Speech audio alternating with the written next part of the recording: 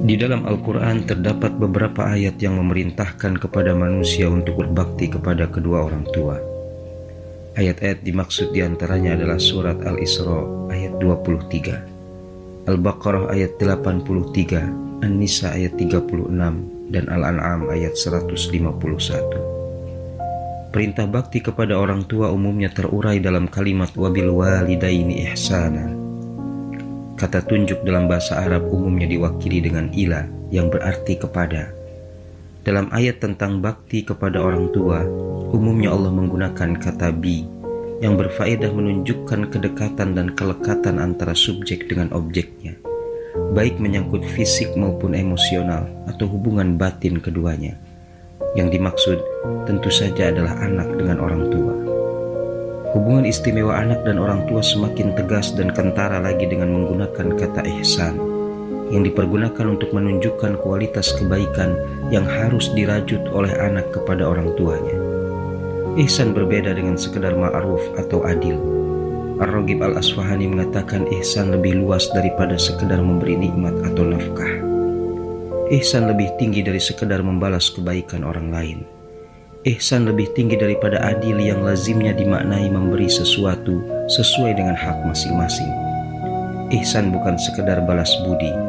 Ihsan berarti memperlakukan pihak lain lebih baik dari perlakuannya terhadap kita, memberi lebih banyak dari yang diterimanya.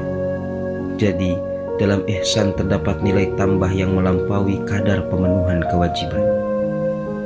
Hal ini mengingat kesukaran yang dialami seorang ibu ketika hamil, menyusui, merawat, dan membesarkan anak-anaknya adalah kesukaran yang disertai keikhlasan, sekalipun harus mengorbankan kesempatan istirahatnya agar sang anak dapat mereguk kesenangan, menumpahkan tangisnya agar si anak tersenyum puas, bahkan rela bersakit-sakit asal si anak sehat, riang, dan gembira. Demikian juga dengan ayah, selalu ingin memberi yang terbaik untuk anaknya. Ia pilihkan rezeki yang halal, ia pilihkan sekolah dan guru terbaik sekalipun ia harus membayarnya dengan tertatih-tatih. Ia dengan ketajaman berpikir dan seluruh energi yang dimilikinya tak lelah mendampingi setiap anak untuk mandiri. Atas dasar itulah, dalam surah Al-Ahqaf ayat 15, Allah mengingatkan agar seorang anak selalu menghubungkan syukurnya dengan jasa dan jerih payah kedua orang tua. Ingatlah kisah bayi Ismail dan ibunya yang bernama Hajar. Ismail yang kehausan dan kelaparan tak henti menunjukkan usahanya dengan tangis yang nyaring dan tubuhnya yang meronta-ronta. Ketika itu Allah menetapkan air Zam-Zam keluar dan memancar tak jauh dari tempatnya Ismail. Seakan-akan Zam-Zam adalah karya dan buah tangan Ismail sendiri. Padahal dari kejauhan, ibunya tanpa sepengetahuannya tak henti berlari dan berdoa antara Sofa dan Marwah.